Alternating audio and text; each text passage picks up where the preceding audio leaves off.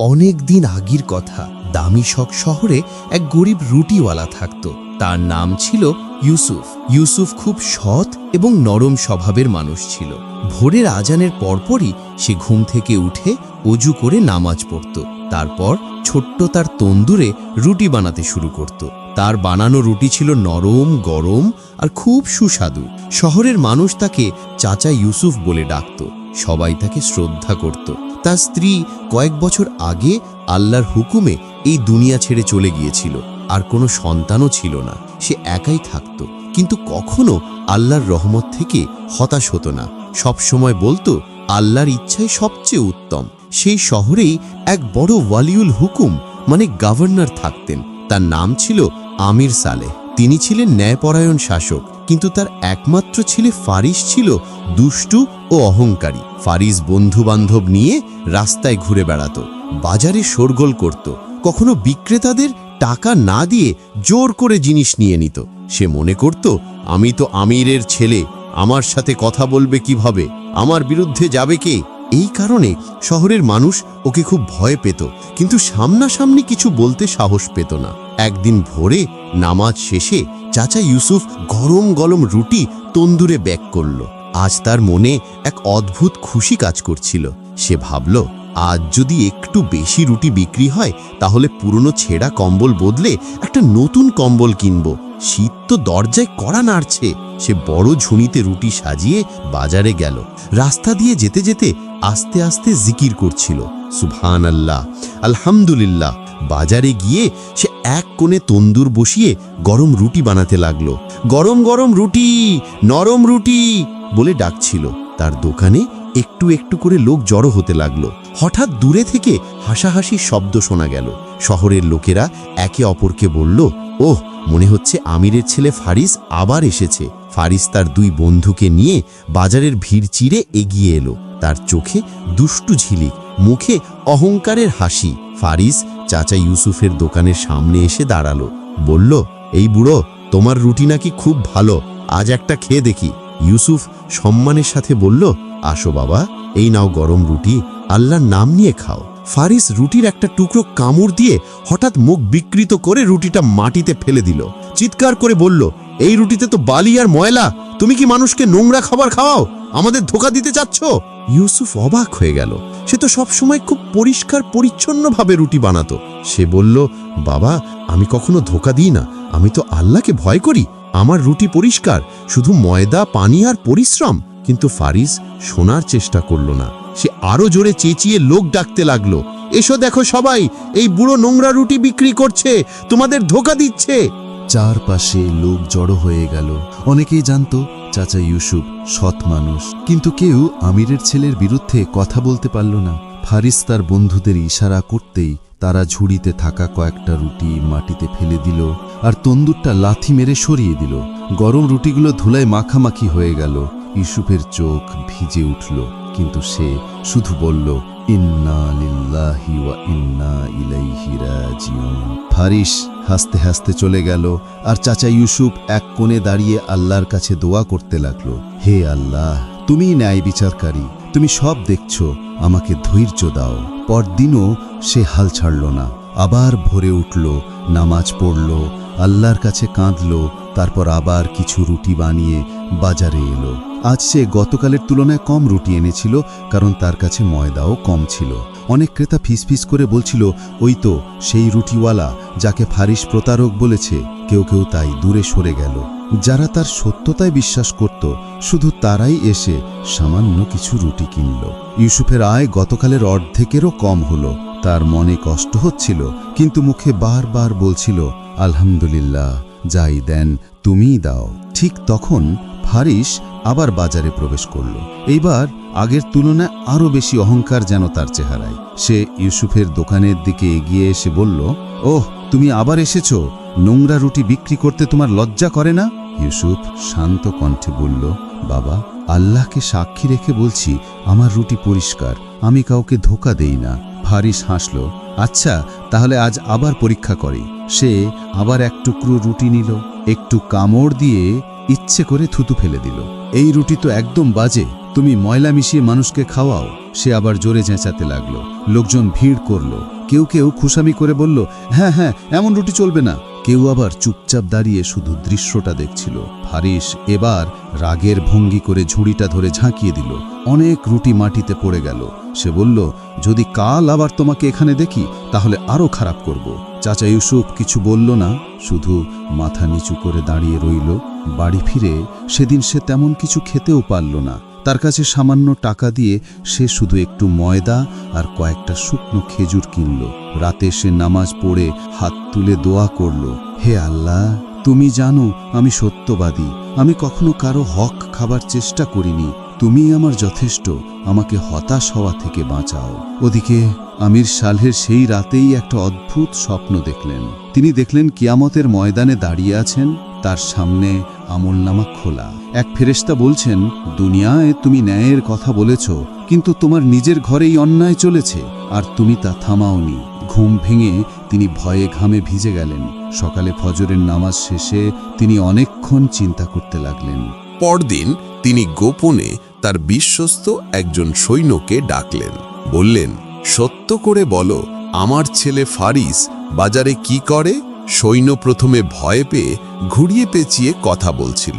শেষে সত্য স্বীকার করল, হুজুর, ও মাঝে মাঝে লোকজনকে কষ্ট দেয়, বেচারাদের জিনিস নষ্ট করে, বিশেষ করে এক গরিব রুটিওয়ালাকে।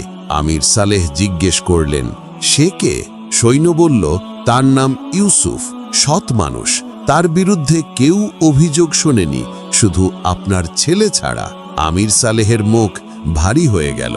তিনি ঠিক করলেন, আজ সাধারণ পোশাক পরে গোপনে বাজারে যাবেন, নিজের চোখে সব দেখবেন। তিনি একটা সাদামাটা চাদর জড়িয়ে মাথা নিচু করে মানুষের ভিড়ে মিশে বাজারে গেলেন। অন্যদিকে চাচা ইউসুফও আজ কিছুটা আশা নিয়ে রুটি বানালো। তার মন বলছিল, হয়তো আজ আল্লাহ আমার জন্য কিছু ভালো রেখেছেন। সে রুটি সাজিয়ে আবার ডাকতে শুরু করলো, গরম রুটি, নরম রুটি, বিসমিল্লাহ বলে খেয়ে যান। কিছুক্ষণ পরই ফারিস তার বন্ধুদের নিয়ে আবার হাজির হলো। আজ তার মুখে আরো বেশি অহংকার। দূর থেকে আমির সালেহ সব দেখছিলেন, কিন্তু কেউ তাকে চিনতে পারছিল না। ফারিস এসে বলল, এই বুড়ো, আজও নোংরা রুটি বানিয়েছ? ইউসুফের মুখ ফ্যাকাশে হয়ে গেল। তবে সে বলল, বাবা, আমার রুটি পরিষ্কার, আল্লাহ দেখেন সব। ফারিস রুটি তুলে খেলো, আবার নাটক করে থুতু ফেলে দিল। এবারও সে চিৎকার করে বলল, এই রুটি খাওয়া যায় না, তুমি মানুষকে ধোঁকা দিচ্ছ। ঠিক যখন সে ইউসুফের ঝুড়ি উল্টে দিতে যাচ্ছে, তখনই ভিড়ের ভেতর থেকে এক গর্জে ওঠা কণ্ঠ শোনা গেল, থামো!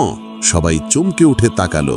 সাধারণ পোশাকে দাঁড়িয়ে থাকা আমির সালেহ এগিয়ে এলেন। ফারিস তার বাবাকে দেখে ভয়ে কাঁপতে লাগলো। তার হাত থেকে রুটি পড়ে গেল। সে তো এ বেশে বাবাকে দেখার কথা ভাবতেই পারেনি। কাঁপা গলায় বলল, আব্বাজান, আপনি এখানে? আমির সালেহ কোনো কথা না বলে মাটিতে পড়ে থাকা রুটির একটা টুকরো তুলে নিলেন। তিনি ধুলো ঝেড়ে বিসমিল্লাহ বলে একটা কামড় দিলেন। তারপর বললেন, এই রুটি তো একদম পরিষ্কার, নরম আর মিষ্টি, এতে কোনো ময়লা নেই, কোনো ধোঁকাও নেই। পুরো বাজার নিস্তব্ধ হয়ে গেল।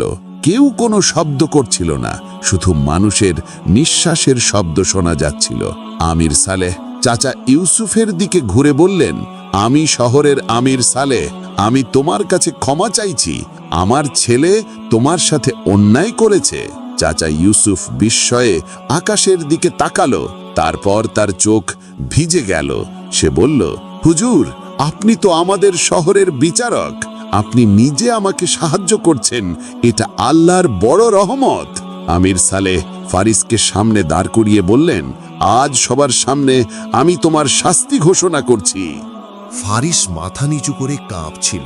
আমির বললেন, 1 মাস ধরে প্রতিদিন তুমি এই রুটিওয়ালা চাচা ইউসুফের সাহায্য করবে।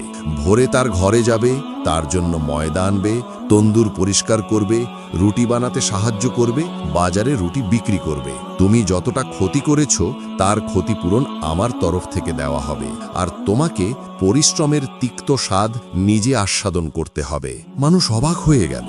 আমিরের ছেলে, শহরের সবচেয়ে ক্ষমতাবান ছেলেটা, এখন এক গরিব রুটিওয়ালা। রুটিওয়ালার সহকারী হবে। কেউ কেউ মনে মনে বলল, এটাই তো আসল ন্যায় বিচার। চাচা ইউসুফ মাথা নিচু করে বলল, হুজুর, আমি ওকে আগেই মাফ করে দিয়েছি। আমির সালেহ বললেন, তুমি ক্ষমা করেছ, এটা তোমার উদারতা, কিন্তু শিক্ষা না হলে কোনো মানুষ বদলায় না। পরদিন ফজরের আজানের আগেই ফারিস চাচা ইউসুফের ছোট্ট ঘরের দরজায় কড়া নাড়ল। তার মুখে লজ্জার ছাপ, চোখে অনুতাপ। দরজা খুলে ইউসুফ হেসে বলল, এসো বাবা, ভিতরে এসো, আজ থেকে তুমি আমার সাহায্যকারী। সে ফারিসের ভিতরে ঢুকতে বলল, তাকে বসতে দিল। তারপর বলল, দেখো বাবা, প্রথমে নফসকে ভাঙতে হয়। কাজ ছোট বড় না, নিয়ত বড়। ফারিস সেই দিন থেকে প্রতিদিন ইউসুফের সাথে কাজ করতে লাগল। ছাগল নেই, কিন্তু ময়দা তোলার বস্তা, পানি আনা, তন্দুরে আগুন জ্বালানো, রুটি পেঁচানো সবকিছুই ওর কাছে নতুন আর কষ্টকর ছিল। প্রথম কয়েকদিন তার হাত পুড়ে গেল, পিঠে ব্যথা, ঘামে ভিজে যাচ্ছিল, কিন্তু ইউসুফ কখনো রাগ করত না, বরং তাকে দোয়া করত আর বলতো, ধৈর্য ধরো বাবা, পরিশ্রম মানুষকে সুন্দর বানায়। একদিন রাতে ফারিস প্রশ্ন করল, চাচা, আমি আপনাকে কত কষ্ট দিয়েছি, তবু আপনি আমার সাথে এত ভালো ব্যবহার করেন কিভাবে? ইউসুফ হেসে বলল, দেখো বাবা, রাগ আর প্রতিশোধের আগুন নিজেকেই বেশি পড়ায়। আমি আল্লাহর ওপর ভরসা রেখেছিলাম, তিনি নিজেই আমার জন্য ন্যায় বিচারের ব্যবস্থা করেছেন। এখন যদি আমি তোমার সাথে খারাপ আচরণ করি, তাহলে আমি আর তোমার মধ্যে পার্থক্য কি থাকে? ফারিস কেঁদে ফেলল, তার হাত ধরে বলল, চাচা, আপনি সত্যি আমাকে জীবন বদলে দেওয়ার মতো শিক্ষা দিচ্ছেন। 1 মাস পর বাজারের মানুষ অবাক হয়ে দেখে ফারিস আর আগের সেই অহংকারী ছেলে নেই। এখন সে নিজেই ডাকতে ডাকতে রুটি বিক্রি করছে। গরম রুটি, নরম রুটি, বিসমিল্লাহ বলে খেয়ে যান। কেউ টাকা বেশি দিলে সে ফিরিয়ে দেয়, কেউ গরিব হলে একটু রুটি বিনা পয়সায় দিয়ে দেয়। মানুষ বুঝতে পারছিল এই ছেলে সত্যি বদলে গেছে। আমির সালেহ নিজে একদিন বাজারে এসে চাচা ইউসুফকে জিজ্ঞেস করলেন, আমার ছেলে এখন কেমন? চাচা ইউসুফ হাসি মুখে বলল, হুজুর, আলহামদুলিল্লাহ, আপনার ছেলে এখন আমার নিজের ছেলের মতো। আল্লাহ আমার নিঃসন্তান জীবনে আপনাদের ছেলেকে আমার জন্য রহমত বানিয়ে দিয়েছেন। শাস্তির 1 মাস শেষ হয়ে গেল, কিন্তু ফারিস আর কাজ ছাড়ল না। এখন সে দিনে কিছু সময় বাবার সাথে আদালতে থাকে, বিচার শেখে, আর বাকি সময় চাচা ইউসুফের সাথে রুটি বানায় আর মানুষের সাথে ভালো ব্যবহার করে। আমির সালেও খুশি হয়ে বললেন, বাবা, তুমি এখন সত্যিকারের আমিরের ছেলে, ক্ষমতার নয়, চরিত্রের আমির। সময়ের সাথে সাথে চাচা ইউসুফ বৃদ্ধ হয়ে পড়ল। একদিন সে অসুস্থ হল, জ্বর উঠল, শরীর দুর্বল হয়ে গেল, সে আর দাঁড়াতে পারছিল না। ফারিস তার বিছানা ঠিক করে দিল, পানি এনে দিল, ওষুধ জোগাড় করল, ভালো খাবার রান্না করে খাওয়ালো। আমির সালেও এসে তার দেখা করলেন, বললেন, চাচা, আপনার দোয়ায় আমার ছেলেটা বদলে গেছে, আপনি আল্লাহর কাছে আমাদের জন্য দোয়া করবেন। ইউসুফের চোখে পানি চলে এলো, সে বলল, আমি একা ছিলাম, আল্লাহ আমার জন্য আপনাদের পাঠিয়েছেন, তোমরা আমার দুনিয়ার পরিবার। কিছুদিন পর ইউসুফ একটু সুস্থ হয়ে ওঠে। যখন সে আবার তন্দুরের কাছে দাঁড়ায়, দেখে ফারিস সব কিছু সুন্দরভাবে সামলে রেখেছে। দোকান পরিষ্কার, রুটি সুন্দর, মানুষের মুখে সন্তুষ্টি। এরপর থেকে দামেশক শহরের মানুষ তাদের সন্তানদের এই গল্প শোনায় যে, দেখো, একজন গরিব রুটিওয়ালা আল্লাহর উপর কেমন ভরসা রাখল, আর আল্লাহ কিভাবে তার জন্য ন্যায় বিচার পাঠালেন। আল্লাহ কখনো কারো ধৈর্য আর সত্যবাদিতাকে বৃথা যেতে দেন না। অহংকার মানুষের পতনের কারণ, আর ক্ষমা আর তওবা মানুষের জন্য রহমতের দরজা খুলে দেয়। বন্ধুরা, আশা করি তোমাদের এই গল্পটি ভালো লেগেছে। যদি গল্পটা থেকে তোমরা সামান্য শিক্ষা পেয়ে থাকো, তাহলে অবশ্যই একটা লাইক দিবে এবং আমার চ্যানেলটি সাবস্ক্রাইব করতে ভুলবে না। তোমাদের প্রতিটি লাইক আর সাবস্ক্রিপশন আমাদের জন্য বড় অনুপ্রেরণা, যেন আমরা তোমাদের জন্য আরো সুন্দর, আরো হৃদয়স্পর্শী ইসলামিক গল্প নিয়ে আসতে পারি। আল্লাহ তাআলা তোমাদের সবাইকে হালাল রিজিক দিন, হৃদয়ে ঈমানের নূর বাড়িয়ে দিন, তোমাদের পরিবারকে সুস্থ ও নিরাপদ রাখুন এবং তোমাদের প্রতিটি নেক দোয়া কবুল করুন। অনেক ধন্যবাদ এতক্ষণ ধৈর্য ধরে গল্পটি শোনার জন্য।